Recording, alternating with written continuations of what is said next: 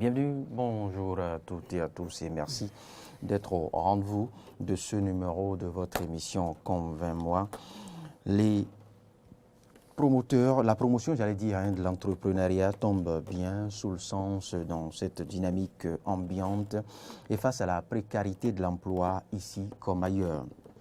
Alors, le législateur ne gagne-t-il pas à initier davantage ou à introduire l'initiation à l'entrepreneuriat dans les curricula dès les basses classes, comme on se permet le cours primaire?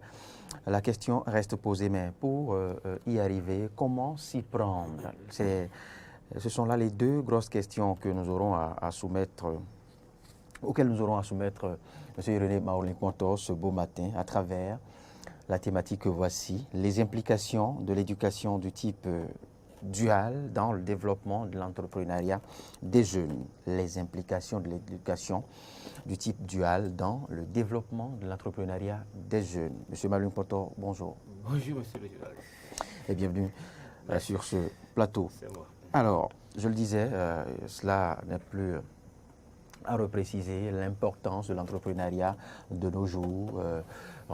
L'État, à travers plusieurs projets, incite, encourage les jeunes à se prendre en charge. Et c'est d'ailleurs ce qui est en vogue actuellement, puisque l'on sait ce que c'est que l'emploi, la précarité de l'emploi au pays, et ces tests qu'on ne va pas évoquer, qui renforcent davantage le pouvoir de l'employeur face à l'employé.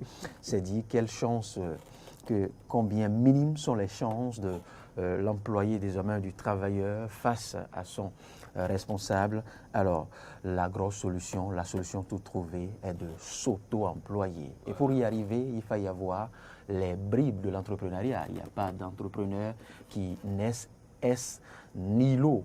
Il faillit avoir les prérequis et prérequis du domaine de l'entrepreneuriat. Et c'est en cela que vous nous entretenez ce matin sur l'éducation du type dual. Mais comment s'y prendre? Comment l'État ou le législateur doit-il s'y prendre pour réussir cette éducation du type dual? Merci beaucoup, monsieur le journaliste. Je vous salue. Je salue aussi tous les téléspectateurs qui nous suivent actuellement. L'éducation est l'âme la plus puissante pour transformer le monde. A dit Mandela. Voilà, Nelson Mandela. Donc, il est important alors, il urge qu'on trouve des solutions adéquates pour faire face aux défis du monde actuel. Vous voyez, le monde de l'entrepreneuriat, le monde de l'emploi. Ouais. Il y a par le passé beaucoup de contraintes auxquelles nos dirigeants ont été confrontés.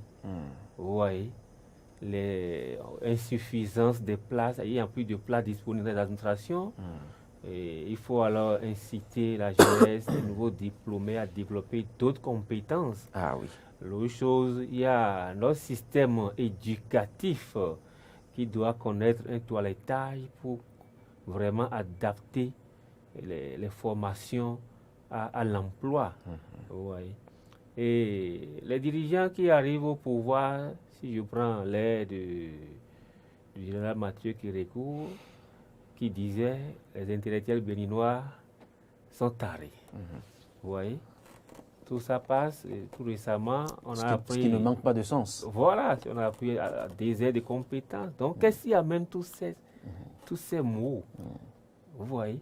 Donc, c'est là où nous devons continuer à réfléchir sur quelle stratégie adopter pour vraiment essayer de régler au mieux cette crise que pose l'emploi. La formation du type dual, l'éducation du type dual, c'est quoi d'abord? C'est-à-dire, c'est ce système qui permet et qui donne une alliance entre l'enseignement scolaire et une formation pratique en entreprise ou bien dans un autre concept. Vous voyez?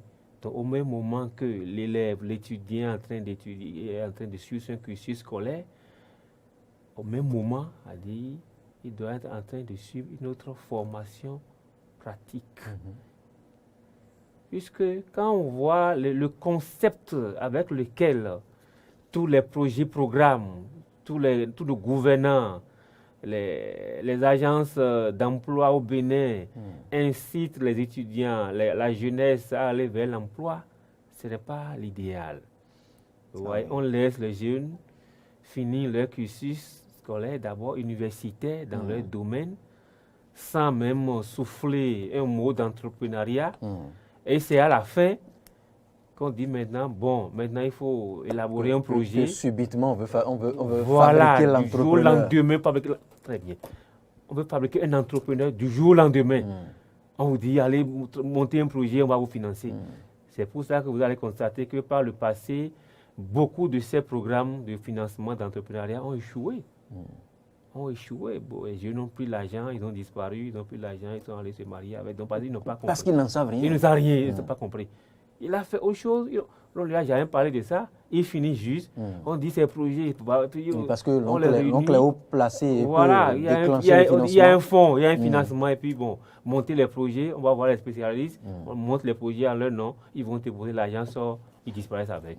Ouais. Donc, pour régler tous ces problèmes, c'est là où il use alors de mettre le programme scolaire sous ce format dont vous venez de parler, c'est-à-dire l'éducation du type dual. Et si désormais la jeunesse, depuis le primaire, depuis le collège, depuis l'université, il y a déjà ces questions d'entrepreneuriat, c'est-à-dire on doit revoir le système scolaire, le système éducatif, comme je l'ai dit. Il faut que le matin, l'élève est à l'école le matin et en début de soirée, il est dans une autre dynamique, dans un centre technique, dans un centre d'apprentissage, dans une entreprise en train d'exercer ou bien dans un centre d'expérience. Puisqu'il y a beaucoup de choses que les enfants voient à l'école, mais qui n'ont jamais touché comme ça. C'est vrai. Voilà. Même si on prend un enfant qui est en classe de 6e, tous les cours qu'ils font en 6e, même s'il y a un système pour qu'en soirée, ils aient découvert le volet pratique, ils vont toucher du doigt. A dit ça, vraiment impacte plus, ça motive plus que les informations simples, que les informations juste pédagogiques, les informations du rang magistral que les professeurs donnent seulement. Vous voyez? Donc, ce qu'il est en train de voir au cours, on lui permet d'aller découvrir la réalité sur le terrain. Déjà, même au primaire, ça peut commencer. Et déjà, à partir du collège, déjà, il faut des centres d'apprentissage, des centres techniques pour permettre à ces enfants, à nos élèves, des étudiants, d'aller en début de soirée ou bien en fin de soirée, découvrir la réalité de ce que les professeurs sont en train de dire. Vous voyez. Donc, ceci, vous avez bien pour la question, comment l'État peut s'organiser pour réussir ça? Peut-il s'y prendre? Voilà, c'est une dynamique collective. C'est-à-dire, toutes les couches sont utiles. Il y a des organisations, vous voyez, tous les secteurs, tous les métiers aujourd'hui sont organisés en des organisations. Quand il y a la chambre des métiers, il y a la chambre de l'artisanat, il y a la chambre nationale d'agriculture, il y a la chambre de commerce et d'industrie. Ouais, donc tous ces maillons doivent travailler ensemble pour que, puisque toutes ces thématiques, s'ils se réunissent pour déterminer le programme que peut suivre ce plan pour réussir, là, ça va marcher. Vous voyez? Donc, dans chaque région, puisque ces différents organisations, ils ont des démembrements dans toutes les communes, dans tout l'arrondissement. Vous voyez? Ils ont des directions départementales, à dire des chambres départementales, tout ça là. Donc, chaque département s'organise. Dans un département, il y a la chambre de commerce, il y a la chambre d'industrie, il y a la chambre des métiers, il y a la chambre de l'artisanat, ainsi de suite. Si tous ces maillons s'organisent, donc on sait que dans notre région, les soirs, à partir de 16h ou 15h, nous devons accueillir les apprenants. Ouais. Ou bien c'est nous qui tendons vers les apprenants. Pour que chaque thématique, chaque élève aura à dire ce qui est bon du temps. Oui, oui, monsieur Malimpoto, je ne vous arrête pas. Hein. Oui. Est-ce que une sorte de sensibilisation, une sorte de formation a priori des enseignants au niveau primaire je veux parler Des maîtres. des enseignants, des maîtres, comme on le dit, ne participeraient pas davantage, n'arrangeraient pas cette implication de l'éducation du type dual pour amorcer, je dirais, véritablement l'entrepreneuriat des jeunes? Oui, c'est aussi l'autre volet. Seulement que pour que ça puisse, si effectivement les enseignants sont formés à la base, sur ces initiatives, sur comment introduire aux enfants ces mots, ces réflexes de l'entrepreneuriat, il peut déjà commencer effectivement par parler du sujet aux enfants. Parce qu'il faudrait éveiller le goût, ce réflexe. C'est tout. Auto-emploi en ces enfants dès les premières heures. Voilà. Oui. Et quand ils vont finir, ils ne seront plus dépaysés, ils n'auront plus de problèmes de compétences dont on parle, ou bien problèmes d'emploi, tout ça. Puisque ça règle beaucoup de choses. Ça règle le problème de compétences, le problème de sous-emploi, ou bien le problème d'emploi en général qui se pose. Parce que déjà, le fait d'aller au contact de la réalité, ça fait naître à l'enfant des pensées positives sur l'avenir. Il s'est déjà dit, il s'intéresse plus à ce qu'il voit, ce qu'il touche, plus qu'à ce qu'il écrit simplement sans voir. Ouais. Donc déjà, il y a une idée qui naît au moment où il est en train d'étudier et il sait que quand je vais finir, je vais mettre en pratique ce que... Je donne juste un exemple. Un élève de 6e, par exemple, qui va au cours le matin et peut-être le soir, on va le déposer peut-être dans un centre de formation sur l'ingénierie agricole, agroalimentaire, par exemple. Ouais, sur la fabrication des produits. Et il voit la chaîne de production d'un système agroalimentaire. Comment les ouvriers déposent la matière première dans l'usine, comment le processus technique de production. Et on lui fait il vient voir le produit, la matière première qui est déposée là-bas. Voilà, à ce stade, ce qu'il est devenu. Voilà, l'autre stade, ce qu'il est devenu. Voilà l'étape de mise en emballage. Et ainsi de suite. Vous voyez? Oui. Et chaque soir, il est là, chaque soir, il est là, chaque soir, il est là. Certains enfants bénéficient, je dirais, de manière tacite ou insidieuse de cette éducation de type dual. Mais il faudra l'étendre, c'est vrai, au plan national, voilà, à tous les apprenants. Parce que je parlais de cas de ces élèves qui ont des parents pratiquant dans tel ou tel domaine. Parce que vous avez la plupart du temps, si papa est menuisier, les samedis, il y a ces parents qui exigent de leurs enfants, après révision, après études, de venir participer, les accompagner dans dans leur domaine, la mécanique et autres. Il en est de même pour les mamans qui exigent de leurs jeunes filles qu'elles les accompagnent à la boutique. C'est plus ou moins, je ne dirais pas, c'est un type d'éducation de type dual. De type dual qui ne dit pas son nom, même si ce n'est pas formel. Ce n'est pas formalisé, voilà ce que je voulais dire. Vous voyez. Donc, c'est juste un exemple. Et l'enfant commence à réfléchir, ok, donc ça veut dire que... Il y en a qui ne comprennent pas. Quand on dit entrepreneuriat, il y en a qui n'ont jamais compris. Étudier et venir, et aller créer quelque chose et gérer. Bon, les étudiants qui finissent, ils ne comprennent pas ce langage. Parce que durant tout le parcours, on ne l'a jamais parlé de ça. Justement, voilà. Le modèle, c'est autre chose. Voilà, c'est bûcher les coups, décrocher les bonnes notes, et valider tel ou tel diplôme. Pour arriver, déjà peut-être, même si ce n'est pas encore une formation technique, il y a beaucoup de matières où les enfants entendent des choses. Bien évidemment. Techniques, les matières comme SVT, dont ils n'ont les matières comme géographie, les matières comme mathématiques. Donc, et s'il y a des centres techniques, des centres où les enfants allaient voir, voilà ce que le professeur a dit à l'école. C'est le début, ça. Il y a même l'idée de, ok, donc, il y a beaucoup de formules chimiques, il y a beaucoup, en tout cas, il y a beaucoup de choses que les enfants voient à l'école. Qu'on apprend et qu'on récite tel des robots mais sans jamais expérimenter. de leur montrer l'expérience, de leur amener vers l'expérience pour qu'ils puissent voir. Tout ça là parce que il faut le préciser, tous les établissements ne disposent pas de laboratoire. Voilà, c'est là aussi. On nous parle de bleu de bromothymol, qu'on n'a jamais vu. De ces instruments qu'on n'a jamais manipulés. On nous dit juste que tel produit ajouté à tel donne tel. Et les enfants qui à l'école n'ont jamais mis l'eau dans un seau et mettre peut-être le savon dedans pour voir ce que ça donne. Donc, si c'est la législation, si c'est le législateur qui émet ça, là, ça sera mis en pratique sur le plan national. Ça ne sera plus tel, non. Vous voyez, tous les collèges, tous les établissements, que ce soit primaire, secondaire, d'ordre général ou technique, tout le monde doit aller dans la même dynamique. Vous voyez, pour que nos enfants soient maintenant formés avec la nouvelle réalité. Parce que l'éducation ne doit pas être isolée de la société qui l'a fait naître.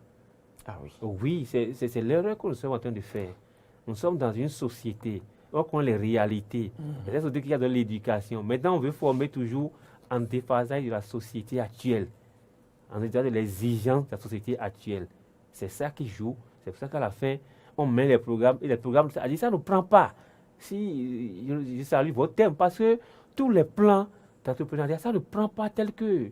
Il y a tant de projets, programmes dans le pays qui circulent pour inciter, pour susciter, pour financer l'entrepreneuriat des jeunes pour qu'on puisse régler le problème d'emploi. Mais ça ne prend pas tel qu'il le faut. Ça échoue souvent à des moments, à des types. Et si les jeunes veulent maintenant créer d'entreprises, ce qu'on constate là, c'est souvent les entreprises de services qui s'éteignent très tôt. Créer une entreprise vraiment de développement, de production, ça a de plomb dans l'aile. Et M. Malick Ponto, pardon, je ne vous arrête pas. Non. Vous savez, quand on assiste les enfants s'amuser à la maison, on a l'impression que les enfants manifestent déjà même cette disponibilité à cette éducation de type dual. Il faut les suivre à la maison pour comprendre. Bien. Ils sont ingénieux. Bien sûr. Ils s'auto-distribuent dans des rôles, et parfois étonnants. Ah oui, il y a l'enfant qui joue au médecin. Voilà. Rien que pour avoir suivi une bande dessinée de docteurs et autres. Voilà. Ouais, donc c'est dit déjà qu'il y a ces prémices. Des petits qui jouent au mécanicien. Bien sûr. Ils voient une moto qui ne commence pas à chercher à dévisser, à tourner les choses. Non, mais il y en a qui, le jouet acheté les semaines après, vous étonnez même de sa capacité à démonter tel mécanicien. Voilà. Mais c'est cela. Ouais. Donc c'est pour vous dire que les enfants ont déjà... Juste un exemple. La fois passée, j'étais dans une salle de conférence où un participant est venu avec sa petite fille, une petite d'à peine 2 ans, et qui pleurait, puis maman a déposé un portable dans sa main. Ouais. On ne sait pas comment elle a fait. Il était à côté, rapidement sa main, il sait déjà que c'est tactile. Voilà le réflexe. Il sait que ce n'est pas, il ne faut pas appuyer, mais il faut faire le jeu. Bien sûr. Et il y a, je ne sais pas, une application sur ça qui fait une photo et qui coupe la tête, qui place la photo. Comment il a fait? Il a fait la photo de sa main. Et il a coupé la tête, il a placé la tête d'un chat ou bien d'un chien. Et qu'on ne peut pas rire, il montre à sa main, il ne peut pas rire. S'il a pu manipuler une application qui essaie de rogner, de couper, de monter les dessins. Voilà. De quoi on parle? C'est de l'intelligence. Voilà. C'est de l'intelligence. Donc ce n'est pas valorisé, ce n'est pas mis en valeur. C'est pour ça qu'on parle de problème de compétences, mais problème d'entrepreneuriat à la fin. Vous voyez? Donc si déjà on développe des aptitudes, des bas âges, il faut qu'il y ait un système qui permet à l'école, on apprend, mais même si ce n'est pas déjà chaque demi-journée à 10 matin, on va à l'école déjà à 15 heures. On est en apprentissage, peut-être, briser le carcan de ces cours linéaires. Il y a une pratique qui avait commencé là. Je ne sais pas si c'est l'école nouvelle où tous les vendredis soirs d'office sur le plan national, on appelle ça production. Oui, activité de production. Vous voyez, et puis tout le monde, soit vous êtes au jardin, l'école, tout l'établissement devait avoir un jardin scolaire, un jardin pour l'établissement. Où vous allez Et au bout de quelques mois, voilà. le magasin des établissements, nous on en a suivi. On en a suivi au CIC. Il y a même des activités culturelles qu'on faisait. Soit vous êtes au champ, vous faites la production. Il y a des établissements qui l'ont même initié au chapitre des curricula. Il y avait un enseignant, activité d'initiation de production, AIP. Voilà. Si cette activité avait continué dans le temps, ça allait développer, connaître d'autres développements et nous amener déjà sur cette. Il y a beaucoup de pays qui pratiquent déjà cette éducation étudiale. Il y a beaucoup de pays qui ont déjà, des pays développés qui ont déjà expérimenté ça et qui ont vu déjà l'efficacité dans leur système éducatif. Si aujourd'hui on importe tout, on importe tout produit. Regardez le nombre de citoyens béninois qui possèdent un portable au Bénin. Combien de portables il y a au Bénin? Si on peut évaluer le nombre de portables actuellement au Bénin, aucun n'est fabriqué au Bénin. Vous voyez ça? Et on ne songe pas à en fabriquer de sitôt. Donc, c'est ce qui use. Ça use alors que cette éducation soit maintenant introduite, à dire, voir les implications. À dire, si l'éducation étudiale est dans le système éducatif, à dire, les idées d'entreprise vont naître. À dire, il y aura beaucoup d'idées d'entreprise. Les jeunes, à la fin, n'auront plus de difficultés pour avoir un business plan, à dire, un projet d'entreprise à exécuter. Et les différents projets, programmes qui existent n'auront plus de difficultés à faire passer leur message. Et tous les financements vont porter leurs fruits. Vous voyez, non? Et voilà, les financements qui sont injectés vont porter leurs fruits. Ce ne serait plus au soir, à la sortie de l'université, que l'on tentera de fabriquer un entrepreneur du jour au lendemain. Un entrepreneur du jour au lendemain. Font à l'appui, parce qu'on a souvent l'impression, on a souvent entendu, les jeunes disent souvent, moi je veux bien entreprendre, mais c'est le fonds qui manque, c'est le capital, c'est le fonds de démarrage qui me manque. C'est ce qu'on entend dire. On pense souvent que c'est l'argent qui manque. C'est l'argent au fait qui fait l'entrepreneur. Poser l'argent dans sa main, il va disparaître, il va faire autre chose avec. Oui, parce qu'il n'a pas appris. Voilà. Oh, ce qu'on dit là, un enfant peut-être du cours primaire qui est habitué, même si c'est tous les vendredis soirs, peut-être d'abord pour le cours primaire. Et au secondaire, peut-être ça devient tous les soirs. Tous les soirs, est dans un centre technique ou bien dans un centre d'application. On peut le parler comme ça. Et tous les cours, le volet technique des cours que les professeurs donnent. Le cours de géographie a un volet technique. Le cours de mathématiques a un volet technique. Le cours de SVT a un volet technique pratique que les enfants peuvent apprendre depuis la 6e. Vous voyez. Et tout ça là, vers la fin de son cursus scolaire. On ne va pas ouvrir d'autres champs de polémique. Vous parlez de SVT, même pour des terminalistes scientifiques de série D qui font même tout un cursus sans avoir expérimenté quoi que ce soit et tout est appris. On l'appelle des sciences. Oui. Sciences de la vie. Sciences physiques, sciences mathématiques. Dont on en fait la littérature. Voilà. Dont on en fait une littérature, je dirais. Parce que oui, la science, au fait, ce ne devrait pas être livré, copié. Simplement littérature, littéraire, non? Il faut le voler pratique. Livré, copié et déversé après pour des autres. Non, il faut l'expérimenter.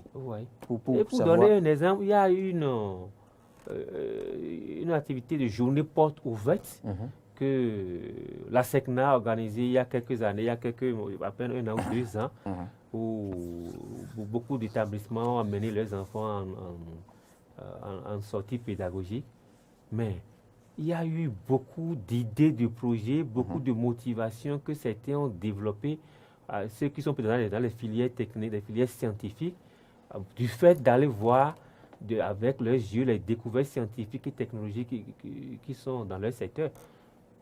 Et ça a généré alors des succès à la suite.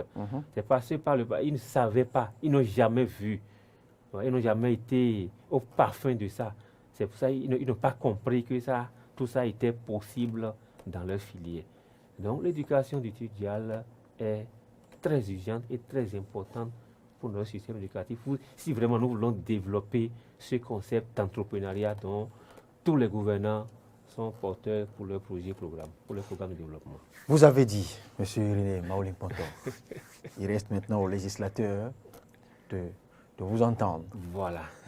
Puisque, comme le dit l'autre, nous devons éduquer nos enfants jusqu'à ce qu'ils poussent des dents pour qu'ils puissent s'occuper de nous lorsque nous allons perdre les nôtres. Ah ben oui. Voilà. Donc, si on ne réussit pas l'éducation, là, on aurait échoué. Et il faut qu'on adapte l'éducation à notre société d'aujourd'hui. C'est très important. Voilà. Il faut qu'on mette nos valeurs. Très important. Il faut qu'on mette nos cultures en place. Et c'est plus facile à réussir quand on commence dès les premières heures voilà, de la vie de l'enfant. Les enfants très tôt soient déjà... Il ne fallait pas commencer à éduquer l'enfant au collège. Non. Plus rien ne serait possible en ce moment. Il va prendre d'autres plis. Oui. Ouais. Et c'est pourquoi j'adhère à votre conseil, à votre suggestion. Ouais. Il faille implémenter l'éducation du type dual, surtout dès les cours primaires. Voilà. Ah ben oui. Et là, on sait d'office. Il écrit, il reçoit. Quelles sont les aptitudes que développe tel ou tel enfant. Voilà. On parlera plus tard, on mettra plus davantage d'énergie à parler d'orientation après. Voilà, il sait là où il va. Oui. Ouais, et les parents le savent déjà. Voilà, il connaît son identité, il sait là où il va. Et là, ça évite même pas après le bac qu'on va se poser la question. Ça évite le problème de paresse. Que fera-t-il maintenant? Vous voyez, oui. Ça évite à l'enfant la paresse, puisqu'il sera motivé davantage. Et aller à l'école sera avec joie, avec plaisir. Vous voyez, il va étudier avec plus d'ardeur. Parce qu'il sait que là, il va au cours le matin ou bien il va au cours, l'application est là. Il va appliquer ce qu'il a vu déjà. Et puis, il sait ce qu'il veut devenir. Il a dit, et les exercices ou bien les expériences auxquelles les immersions en entreprise, les immersions dans les centres techniques, ça le motive, il est fier même d'y aller. C'est un tout. Voilà, c'est un tout. C'est toute une chaîne. C'est toute une chaîne, voilà, qui va faciliter notre système. Merci Irénée, M. Irénée Maouli-Poto. Je rappelle que vous êtes consultant formateur, spécialisé en question d'éducation et de développement. Avec vous, nous avons abordé les implications de l'éducation de type dual dans le développement de l'entrepreneuriat des jeunes. Très important. Très bonne journée à vous. Merci beaucoup. Bonne journée à vous. Et à la semaine prochaine. À la semaine prochaine.